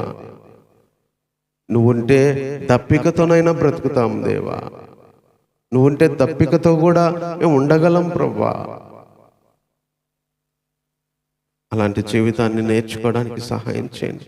కష్టం దేవా, ఎందుకంటే శరీరము బాధిస్తుంది, మనసు బాధిస్తుంది నీళ్లు లేకపోతే.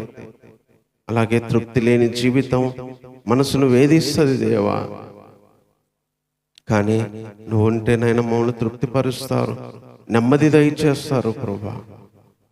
ఇలాంటి స్థితిలో ఉన్న వారందరికీ మీరే దాహాన్ని తీర్చి తృప్తిపరచండి. ఆరాధనలో సహాయం చేశావు. ఒక మొద్దులాగా అంత పెద్ద చెట్టు మారినా కూడా దేవా, మళ్ళీ అంతే చెట్టులాగా చేశావు. అందుకు నేను స్తుతించాము. మీరు నడిపించే మార్గంలో ప్రభువా, మేము ఇలా దాహాన్ని ఎదుర్కోవాల్సి వచ్చినా కూడా ముందుకే సాగడానికి సహాయం చేయండి. వెనక్కి వైపు చూడకుండా ముందుకెళ్ళడానికి సహాయం చేయండి. ఒక్కొక్కరి జీవితంలో ఒక్కొక్క విషయంలో తృప్తి ఉండదు ప్రభువా. ఆ తృప్తి లేనిది ఏంటో నీకు తెలుసు నాయనా. అది ఒక్కొక్కరికి ఎవరికి కావాల్సింది వాళ్ళకి మీరే దయచేయండి ప్రభువా. ఎంతో మంది ప్రజలునైనా బ్రతుకుతున్నా, ఎంతో మంది నెమ్మది లేక, తృప్తి లేక, సంతోషం లేక, ఆనందం లేక, ఎందుకు బతుకుతున్నామో తెలియక మా చుట్టూ అయినా ఈ దేశంలో, ఈ భూమి మీద ఎంతో మంది ఉన్నారు ప్రభువా. వారికి మీ సమాధానం దయచేయండి, మీ సంతృప్తి దయచేయండి, మీ ఆనందం దయచేయండి నా ప్రభువా. సార్వత్రిక సంఘాలను, పరిశుద్ధులందరినీ కూడా ఈ మార్గంలో మీరు నడిపించండి ప్రభువా. భూమి మీద ఉన్న ప్రతి ఒక్కరిని జ్ఞాపకం చేసుకోండి. కనీస అవసరతలు తీర్చండి. ఇల్లు, బట్ట, తిండి కావలసినవి దయచేయండి ప్రభువా. ఎంతోమంది పాపాల్లో అయినా ఊరుకొని పోయి ఉన్నారు, బయటికి తీసుకురండి ప్రభువా. నిన్ను, నీ రాజ్యాన్ని తెలుసుకోవడానికి సహాయం చేయండి ప్రభువా. ఆరోగ్యాలు కావలసిన వారికి ఆరోగ్యాలు, ఆనందం కావలసిన వారికి ఆనందం, అయినా పనులు కావలసిన వారికి పనులు ప్రభువా, సంతోషం కావలసిన వారికి సంతోషం దయచేయండి నా ప్రభువా. లోకపరంగా మరి ఏవేవి అవసరమో ప్రతి ఒక్కరికి మీరే దయచేయండి. మీరు ఆకడ కొరకై సిద్ధపరచండి. అన్యాయాన్ని, అక్రమాన్ని, అయినా లోకంలో ఉన్న పాపాన్ని దేవా మీరు ఆపండి ప్రభువా. రోజుగా అతిక్రమం విస్తరించిపోతుంది ప్రభువా, అన్యాయం విస్తరించిపోతుంది ప్రభువా. అనుకోని సంఘటనల ద్వారా ఎంతమంది జీవితాలు బలవుతున్నాయి ప్రభువా. ఎన్నో అలవాట్లు బలికి అవుతున్నాయి, ఎన్నో జరగరాని విషయాలతో బలవుతున్నాయి ప్రభువా. మానవులను రక్షించండి, మీరే కృప చూపించండి. ఇంతవరకు మాతో ఉండి ఆరాధనలో సహాయం చేసి ప్రభువా అంతా నీ చిత్తానుసారంగా నడిపించి నీ మాటలను మాకిచ్చి మమ్మల్ని ఆనందపరిచినందుకై వందనాలు. మా హృదయపూర్వకంగా నిన్ను ఆరాధించడానికి ఇచ్చిన కృపను బట్టి వందనాలు. ఈ వారం అంతా మీ సన్నిధి ఉంచండి, పనుల్లో మీ సన్నిధి ఉంచండి, మేము చేసే వాటిలో మీ సన్నిధి ఉంచండి. ఎక్కడ ఎలా ప్రవర్తించాలో, ఎలా మాట్లాడాలో, ఎలా ఉండాలో ప్రభువా మేము నీ బిడ్డలుగా నీ ఇష్టమైనట్టు బ్రతకడానికి నేర్పించండి ప్రభువా. ఏ విధంగా నీకు బాధ కానీ, కీడు కానీ, అవమానం కానీ, అయినా ఇబ్బంది కానీ కలగకుండా ప్రభువా మా చేతనైనంత మటుకు నేను సంతోషపరిచే విధంగా మా జీవితాలు జీవించడానికి సహాయం చేయండి తండ్రి. ఇంతవరకు మాతో ఉండి ఆరాధనలో మీరు సహాయం చేసినందుకై హృదయపూర్వకంగా వందనాలు చెల్లిస్తూ ఈ ప్రార్థన మా రక్షకుడైన యేసుక్రీస్తు వారి నామంలోనే ప్రార్థించి వేడుకుంటున్నాము తండ్రి. ఆమేన్. మన తండ్రి అయిన దేవుని ప్రేమ, ఆయన కుమారుడు మన రక్షకుడైన యేసుక్రీస్తు వారి కృప, పరిశుద్ధాత్మిక సహవాసము, సన్నిధి మనందరికీ కావలసిన తృప్తి దేవుడే దయచేసి నడిపించి సహాయం చేసి నడిపించునుగాక. ఆమేన్. అందరికీ వందనాలు.